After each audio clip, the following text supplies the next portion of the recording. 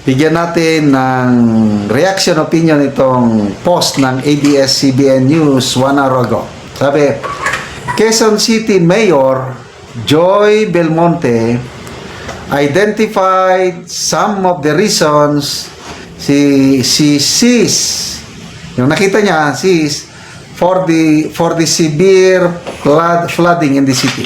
Kasi halos lahat na ng parte ng Metro Manila kahapon hanggang ngayon is binabaha. So, isa ang Quezon City. So, anong dahilan? Ito, pakinggan natin. Ito ang pahayag ng butihing mayor. Yung mga lugar na dating hindi binabaha ay binabaha na. Nung inimbestigahan po natin, may kinalaman sa pagpapatayo ng bagong infrastrukturang programa ng ating national government. Like the MRT-7.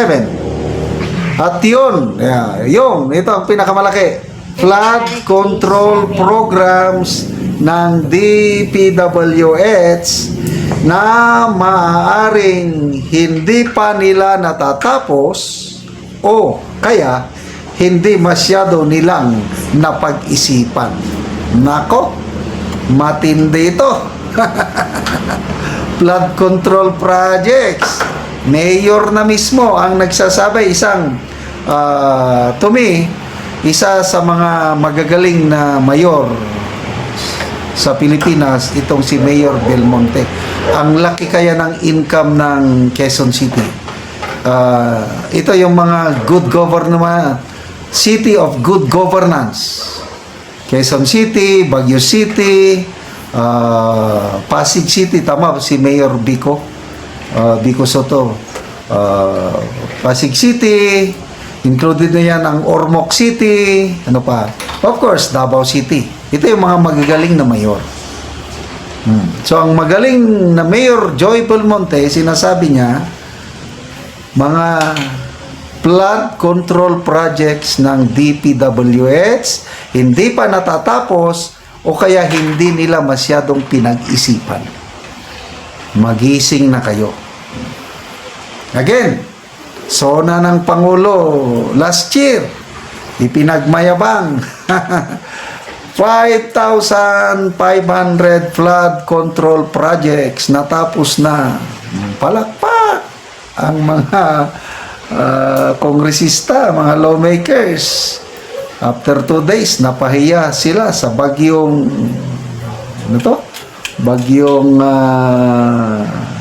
kalimutan ko na, Karina. Ngayon, Bagyo Krising at saka Habagat. Grabe. Flood control projects nasaan na? Yun ang hanap ng taong bayan ngayon. Tapos, MMDA, ang bilis magsalita. Kuwan kaagad, ano ito? Dolomite Beach kaagad. Duterte kasi, lahat na lang na pwede nilang isisi sa Duterte administration,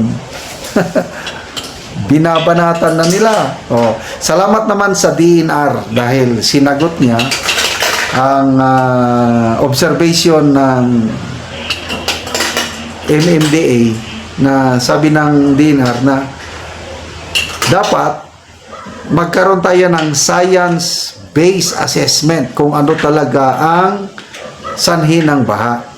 Huwag isisi kaagad sa Dolomite Beach Project.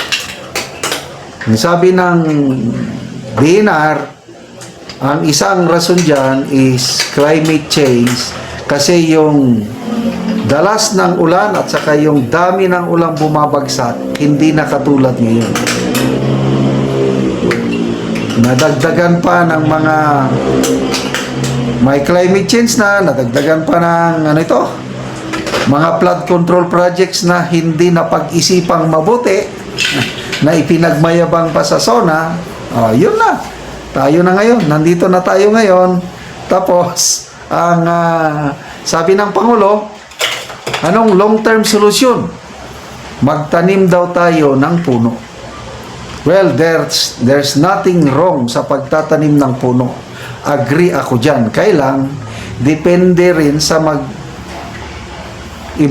Kung DNR lang, I'm sorry kasi wala na, mulat sa pool. Halos yearly, may budget ng tree planting. Kailang wala namang nangyayari.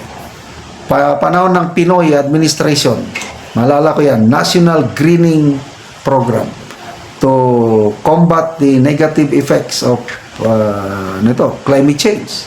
Billions of pesos ang nai-release. Anong mga itinanim? Nakita ko, along di kalsada, tinanim lang mga flowering trees kunuhay. Na ngayon, wala na.